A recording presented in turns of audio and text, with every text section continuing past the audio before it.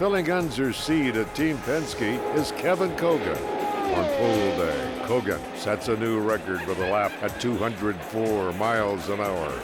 But Kogan's happiness is short-lived. Teammate Rick Mears is next out. It is a new track record. The Gould charge crashes Kogan's run by 3 miles an hour. Mears is on the pole with a 207 average. Team Penske starts 1-2. Four-time winner A.J. Foyt celebrates his 25th straight Indy 500 on the outside of row 1. 11 rows of 3 are perfectly aligned. All eyes are on racing's greatest prize. We've got an accident on the main straightaway.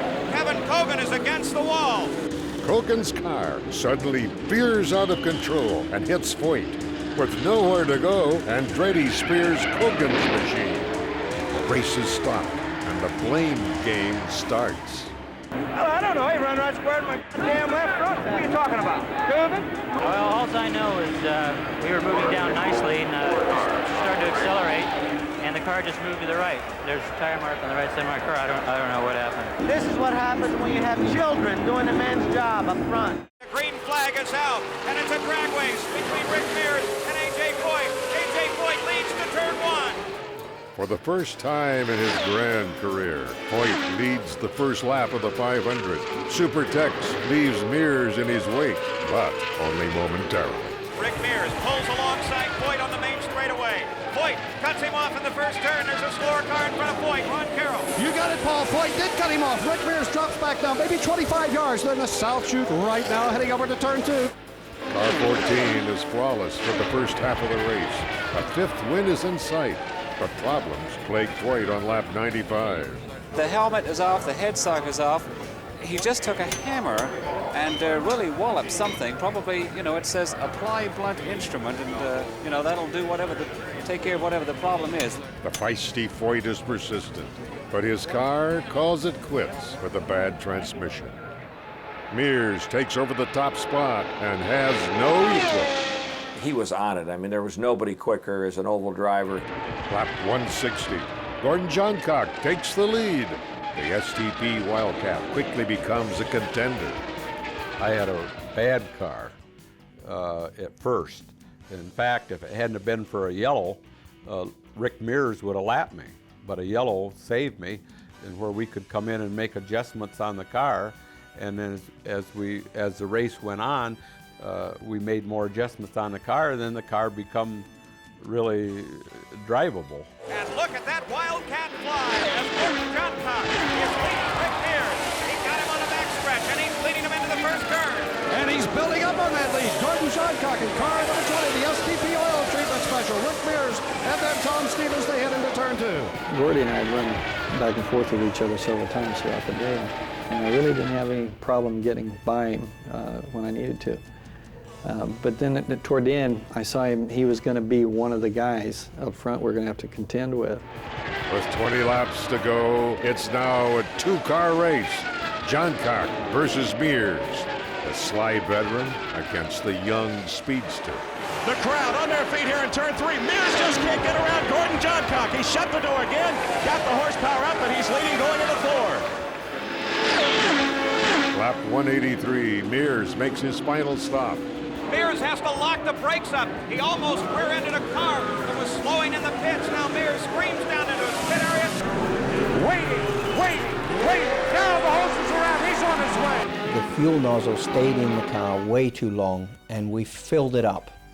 Johncock makes his final pit stop 3 laps later. The Patrick crew executes a time stop to perfection, and Gordy maintains his lead. There he goes! Gordon Johncock is on his way! His crew is ecstatic! They're calling it their greatest stop of the day, maybe of their decade. Gordon could be on his way to another win. Despite a full tank of fuel weighing him down, Mears manages to cut into Johncock's lead. Here's Gordon Johncock, but not too far behind him is Rick Mears. Rick has got the pedal to the metal, as they say. He's trying to catch Gordon Johncock. Can he do it? It really surprised me. I didn't think we'd be able to catch him. And then when I started seeing that we were gaining a second a lap, And then, you know, knowing how many laps were left, I thought, no, there's a possibility here. You know, we can still reel him in. And I knew that he was getting there, you know, fast, but I was driving practically down on the bottom in the grass to allow myself enough room coming out of the corner, you know, because if I'd have stayed out high and I'd have had to back off the throttle coming out of the corner, Rick would have driven right under me with no problem whatsoever. He is getting much closer. It's going to be a shootout. I think in that particular time I probably was giving him the splits, but once he was close and he was catching it, he didn't need a lot of coaching at that point. He knew exactly what he had to do. With 2 laps to go, Mears makes his move. It's a drag race. They're side by side. Johncock and Mears.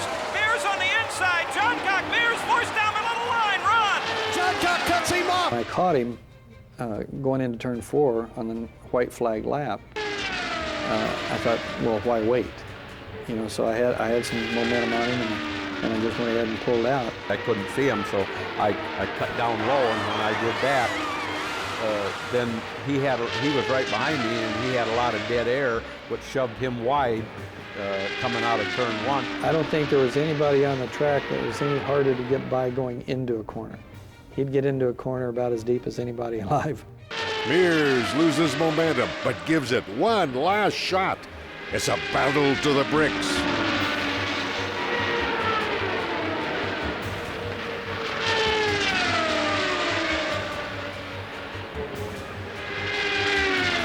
Gordon Johncock off the 4th turn. Mears is right behind him.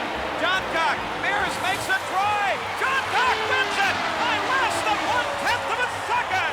Gordon Johncock has won his second 500. What a finish. I'm sure in the 66 running, they have never seen a finish like that. The fantastic finish is the closest in 500 history. I was worried. I mean, let's put it that way.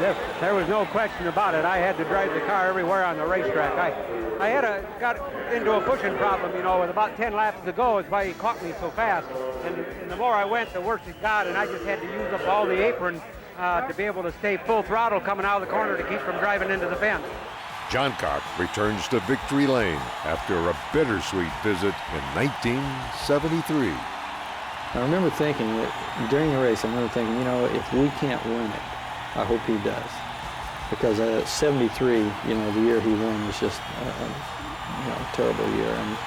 And he really didn't get to enjoy or appreciate what the race was all about and winning it. So in that respect, I was glad to see he got it. But I mean, still would rather have won it. But he did a great job. He stood on the gas and he was, you know, hanging on for dear life that last couple of laps.